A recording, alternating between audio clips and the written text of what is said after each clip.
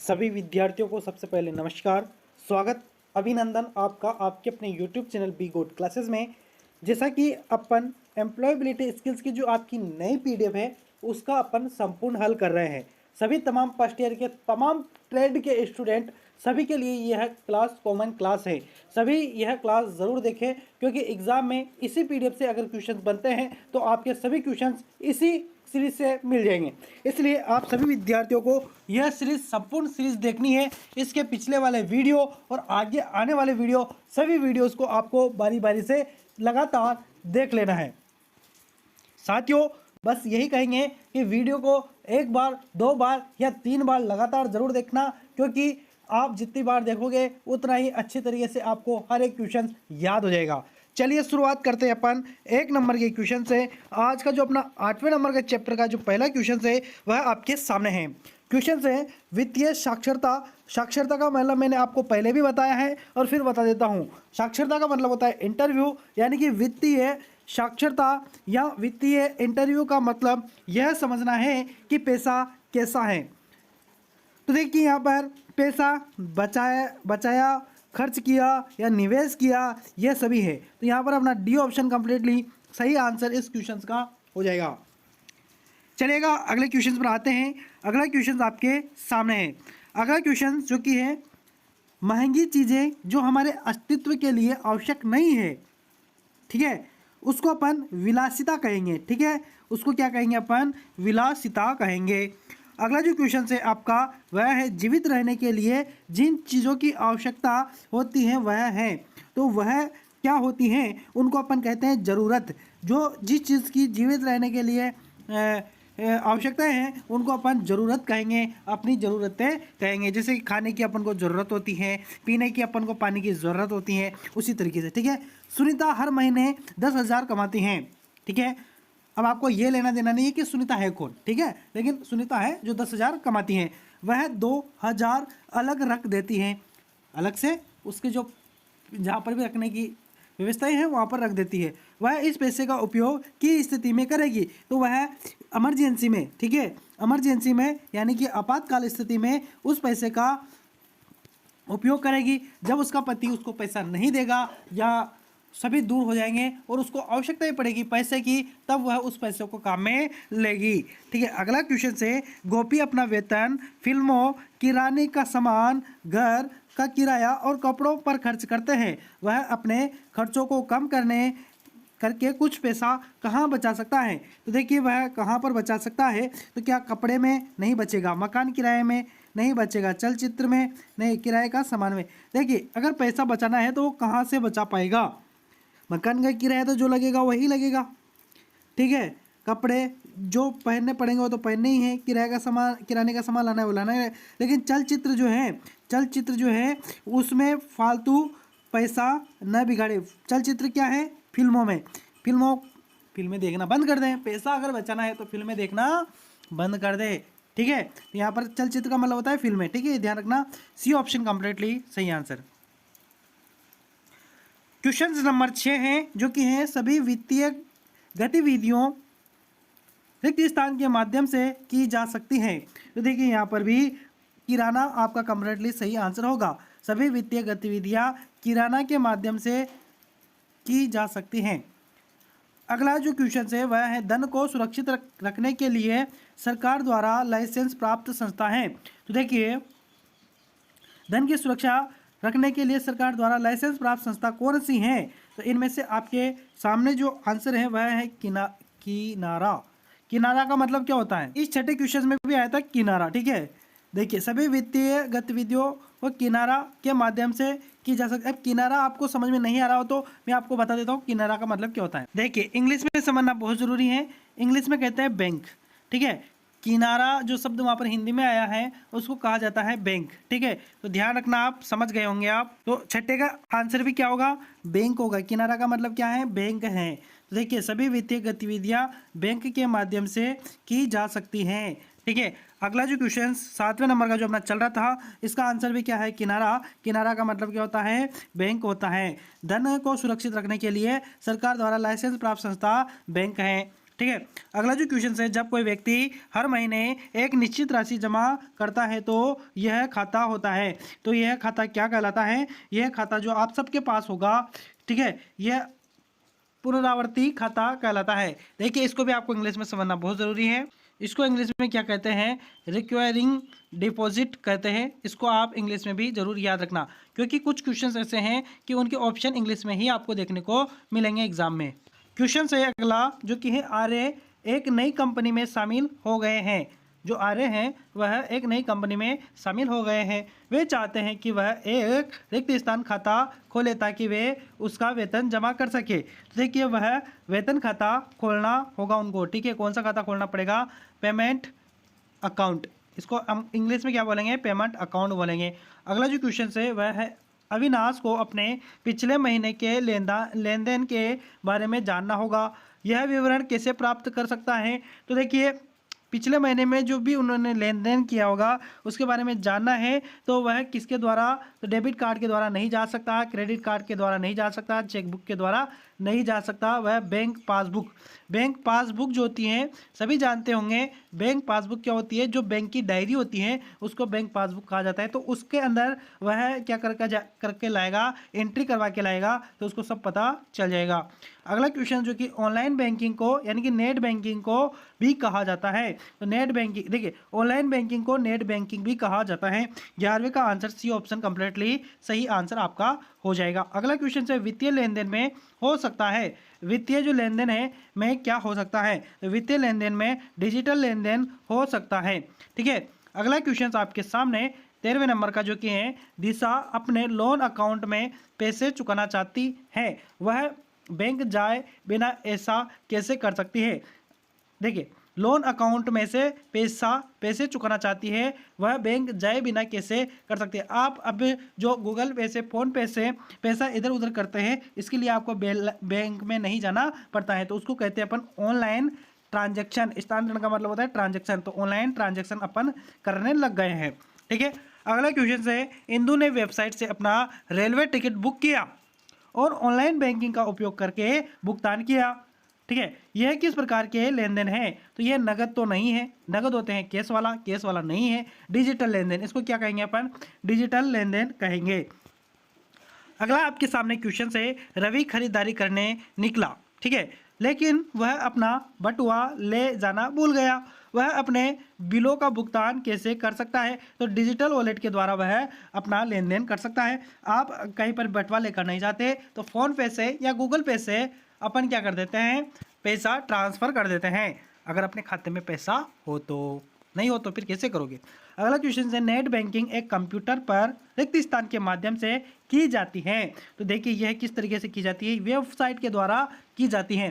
Cashier के द्वारा नहीं की जाती नेट बैंकिंग, दोस्त के द्वारा भी नहीं की जाती, फ़ोन के द्वारा कर सकते हैं लेकिन नेट बैंकिंग नहीं होती।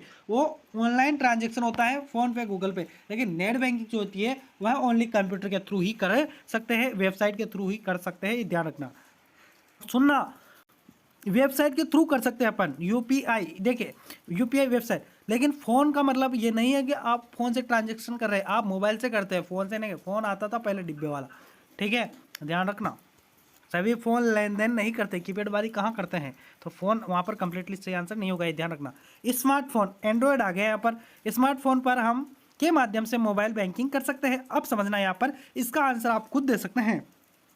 देखिए जो आप गूगल पे, फोन पे के द्वारा पैसा ट्रांजैक्शन करते हैं उनको क्या कहा जाता है? वेबसाइट कहा जाता है क्या? नहीं कहा जाता। IFSC कोड के द्वारा नहीं कर सकते। बैंक किनारा का मतलब क्या होता है? बैंक के द्वारा नहीं कर सकते। मोबाइल एप्लीकेशन, जो एप्स होते हैं ना उनको एप्लीकेशन कहा जाता है। एप्स का मतलब क्या होता है? एप्लीकेशन। तो मोबाइल एप्लीकेशन के द्वारा अपन पैसा इधर उधर कर सकते हैं। अगला क्वेश्चन है, इसके लिए हम नेट बैंकिंग का उपयोग कर सकते हैं। देखिए किसके लिए हम नेट बैंकिंग का उपयोग कर सकते हैं? देखिए आपके सामने ऑप्शन दिए गए हैं, लेकिन बयान की जांच हो रही है। धनराशि का ट्रांसफर, बिलों का भुगतान, यहाँ पर भी डी ऑप्शन कंप्लीटली सही आंसर हो जाएगा। अगला क्वेश्चन है, जन्नू वेरी वेरी वेरी मस्त नाम, ठीक है। अगला देखिए, जन्नू ने अपने दोस्त के लैपटॉप का उपयोग करके अपने बैंक में लॉग इन किया। उसे वेबसाइट के साथ क्या करना चाहिए, तो उसे लॉग आउट करना चाहिए। ठीक है, अगर आप देखिए आप किसी दूसरे के मोबाइल में अगर आपका इंस्टाग्राम आईडी ओपन करते हैं तो आप उसको कहते हैं लॉग इन करना। ठीक है, उसके बाद में जब आपका काम हो जाता है फिर आप उसको मोबाइल अगर आप अपने मित्र को दोगे तो आप क्या करोगे, उस आईडी को लॉग आउट कर दोगे। तो लॉग इन तो होता है अंदर जाना, यानी कि उसमें डालना, और उसके बाद में अपना काम हुआ और उसको वापस से अपनी जो वेबसाइट है उसको डिलीट करनी है, तो उसको क्या कहेंगे अपन, लॉग आउट करना कहेंगे। तो उसके बाद में अपन को क्या करना चाहिए, तो लॉग आउट कर देना चाहिए। अगला क्वेश्चन, प्रगति ने अपने मोबाइल पर बैंक ऐप डाउनलोड किया। ठीक है, उसे अपना रिक्त स्थान किसी के साथ साझा नहीं करना चाहिए। तो क्या नहीं करना चाहिए, ओटीपी, एम पिन और पासवर्ड, ये सभी नहीं करना चाहिए। ठीक है, तो यहाँ पर भी डी ऑप्शन कंप्लीटली सही आंसर होगा। सभी जानते हैं, बहुत ही सिंपल से क्वेश्चन है।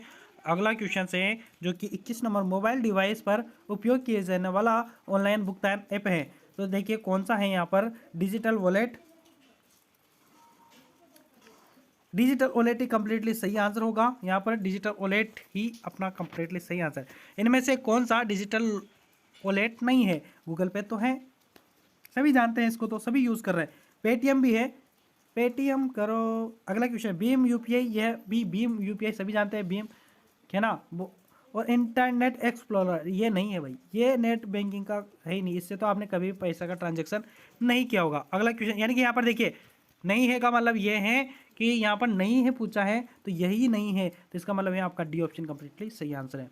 अगला क्वेश्चन है, एक वर्गाकार, जो वर्गाकार होता है गोल, ठीक है, काला कलर कैसा काला, और एक सफ़ेद कोड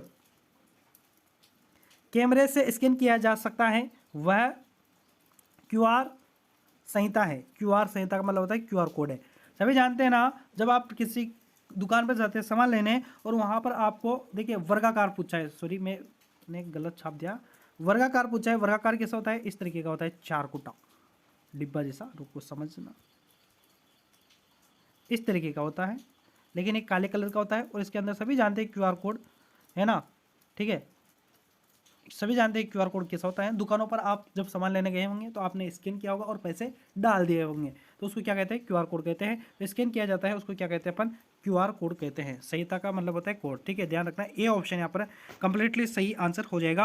अगला क्वेश्चन है, बैंक अवकाश के दिन, यानी कि जब बैंक की छुट्टी होती है, साहब द्वारा धन हस्तांतरण के लिए इनमें से किस विधि का उपयोग नहीं किया जा सकता है। तो देखिए भीम ऐप का तो कर सकते हैं अपन, रविवार की छुट्टी हो या किसी भी दिन हो अपन इसको कभी भी यूज़ कर सकते हैं। गूगल पे को भी अपन 24 घंटे यूज़ कर सकते हैं। बैंक जमा नहीं कर सकते, मनी ट्रांसफ़र कर सकते हैं। ठीक है, तो यहाँ पर नहीं कर सकते हैं पूछा है, तो यहाँ पर कौन सा नहीं कर सकते, बैंक में जमा नहीं कर सकते हैं, तो यहाँ पर भी अपना सी ऑप्शन कंप्लीटली सही आंसर हो जाएगा। अगला क्वेश्चन है, सेम ने एक नई दुकान खोली, ठीक है, बधाई हो, वह अपने खाते में भुगतान प्राप्त करने के लिए इनमें से किस तरीके का उपयोग कर सकता है। तो देखिए इनमें से भी कौन सा वह उपयोग कर सकता है, तो क्यूआर संहिता यानी कि क्यूआर कोड का उपयोग कर सकता है। सभी दुकान वाले कर रहे हैं तो ये भी कर सकता है। ठीक है, इसको कौन मना करेगा। अगला क्वेश्चन है, नियोक्ता द्वारा कर्मचारी को किए जाने वाला नियमित भुगतान है। तो नियमित भुगतान कौन सा है, तो नियमित जो भुगतान है वह है वेतन। ठीक है, वेतन यानी कि पेमेंट। अगला क्वेश्चन है, कटौती का भुगतान रिक्त स्थान से किया जाना चाहिए। कटौती का जो भुगतान है वह किसके द्वारा किया जाना चाहिए, किससे किया जाना चाहिए, तो यह किया जाना चाहिए सकल वेतन के द्वारा। ठीक है, अगला क्वेश्चन है, सरकार नागरिकों से रिक्त स्थान वसूल करती है। तो देखिए सरकार जो है ना नागरिकों से टैक्स वसूल करती है। क्या वसूल करती है, टैक्स। टैक्स को हिंदी में कहते हैं कर। कर, ठीक है, ध्यान रखना, कर। अगला क्वेश्चन है, कार्तिक एक नई कंपनी में शामिल हो गया है, उसकी सैलरी 3 लाख प्रति वर्ष है। बहुत बधाई हो भाई, यह उसका वेतन है। तो यह उसका वेतन कौन सा है, तो यह उसका कौन सा वेतन है, तो यह वेतन कुल वेतन है। ठीक है, अगला क्वेश्चन जो कि है, साइमन की कंपनी ने आयकर की गणना की और उनकी ओर से एनपीएस, ठीक है, एनपीएस का भुगतान किया गया, यह कहा जाता है। तो यह क्या कहा जाता है, इसको कहते हैं अपन टीडीएस कहते हैं। ठीक है, टीडीएस कहते हैं, ये ध्यान रखना। अगला क्वेश्चन है, खर्च किए बिना अलग रखी गई राशि है, खर्च किए बिना अलग रखी गई राशि को क्या कहते हैं, उसको अपन जमा पूंजी कहते हैं। उसको अपन क्या कर रहे हैं, जमा पूंजी। ठीक है। अगला क्वेश्चन से, अब से कई वर्षों तक किसी बड़े खर्च के लिए अलग रखा गया पैसा बचत है, तो वह कौन सा बचत है, तो उसको जो अपन कहेंगे वह है दीर्घकालिक बचत है। लंबे समय से जो बचत करता है, बहुत सारे आपके पिताजी हैं, मान लीजिए आपकी शादी के लिए पैसा जमा कर रहे हैं, ठीक है, तो यह अलग से जो अपना इनकम आती है उसमें से कुछ को खर्च करते हैं, कुछ को बचा कर रखते हैं, तो यह सभी होता है। ठीक है, ध्यान रखना। अगला क्वेश्चन से, इनमें से कौन सी बचत की अच्छी आदत नहीं है, इनमें से कौन सी बचत की अच्छी आदत नहीं है, तो वेबसाइट पर खरीदारी, ये अच्छी आदत थोड़ी है। ऑनलाइन खरीदारी क्या अच्छी आदत है, क्या नहीं है, ध्यान रखना। तो अच्छी आदत नहीं है पूछा है, तो ऑनलाइन खरीदारी अच्छी आदत नहीं है ना, तो यहाँ पर कौन सा आंसर सही हो जाएगा, ए ऑप्शन ही सही हो जाएगा। अपने खर्चों पर नजर रखना है तो अच्छी आदत है, खर्चों पर नजर रखनी चाहिए कि अपन को ज़्यादा पैसा नहीं उड़ाना है।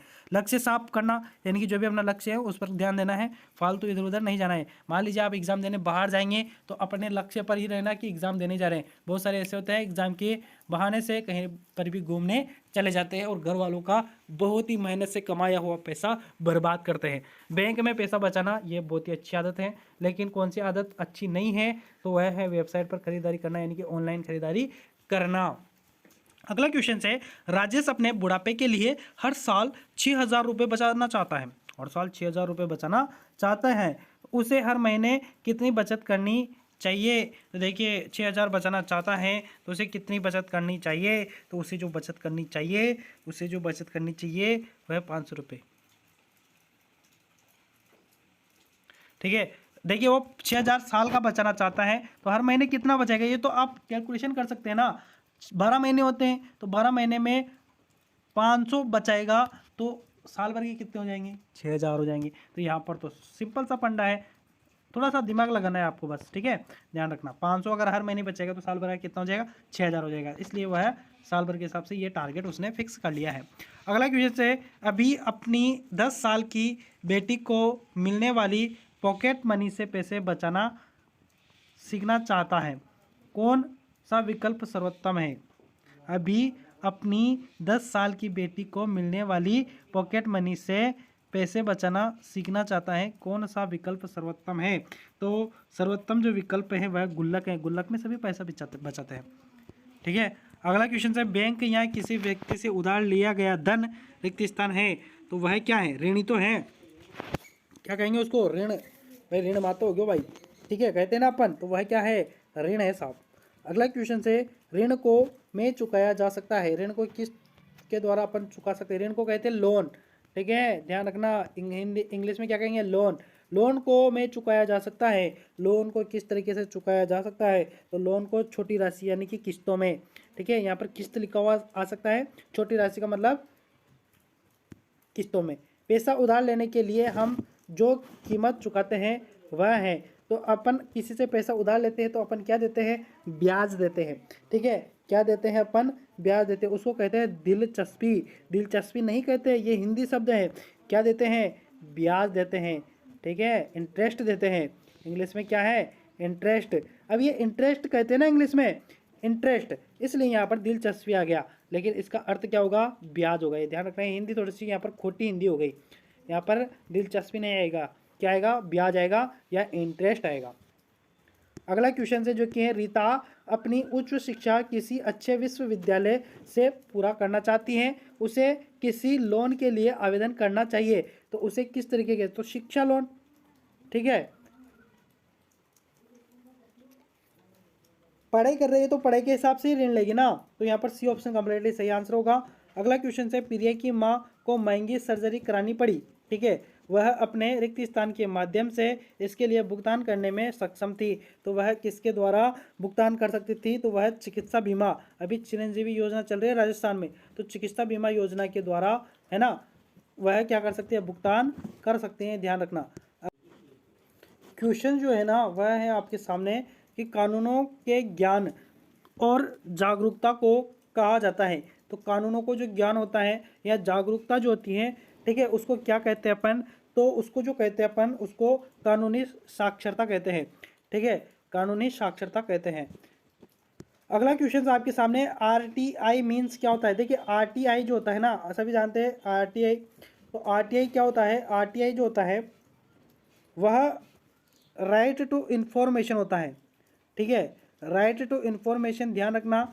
इसको हिंदी में क्या पढ़ते हैं अपन, तो यह कहते हैं उसको सूचना का अधिकार। ठीक है,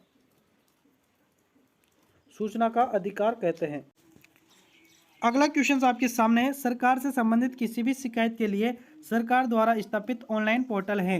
तो सरकार द्वारा ऑनलाइन पोर्टल कौन सा है, तो जो सरकार का जो ऑनलाइन पोर्टल है वह जन शिकायत पोर्टल है। ठीक है, अगला क्वेश्चन आपके सामने, जो कि सुधा ने अभी अभी एक बच्चे को जन्म दिया। ठीक है, वह एक कर्मचारी के रूप में अपने हक का मातृत्व अवकाश कैसे ले सकते हैं। तो देखिए जन्म डिलीवरी के टाइम पर वह किस तरीके से अवकाश ले सकती है। तो उसको अवकाश लेने कितने दिनों का अवकाश ले सकती हैं, तो वह 26 सप्ताह का अवकाश ले सकती हैं। 26 सप्ताह, 26 को आप 7 से गुणा कर लेना तो आपको पता चल जाएगा कितने दिनों का वह अवकाश लेगी। तो यहाँ पर आपसे सप्ताह पूछा तो वह 26 सप्ताह का अवकाश ले सकती हैं डिलीवरी के टाइम। अगला क्वेश्चन है, पॉल को अभी अभी नौकरी मिली। ठीक है, और उसे रोजगार मिला है, पोस्टर पत्र, उसे इसे ध्यान से पढ़ना होगा और हस्ताक्षर करना होगा, क्योंकि यह एक क्या है, तो यह जो एक है ना वह कानूनी बाध्यकारिक दस्तावेज है। ठीक है, तो यहाँ पर अपने जो यह चैप्टर था आपका 8वां, यह पूरा कंप्लीट होता है। इसके बाद अपन 9वें चैप्टर पर आने वाले हैं। तो बहुत ही जल्दी से अपन पूरा सिलेबस कंप्लीट करेंगे, कोशिश करेंगे कि 10 तारीख तक आपका पूरा सिलेबस कंप्लीट हो जाए। इसलिए रेगुलर आप हमसे बने रहिएगा। चैनल को आपने सब्सक्राइब नहीं किया तो चैनल को सब्सक्राइब अवश्य कर लेना। सभी मित्रों को यह वीडियो शेयर कर देना। मिलेंगे नेक्स्ट वीडियो में, तब तक के लिए धन्यवाद, शुक्रिया।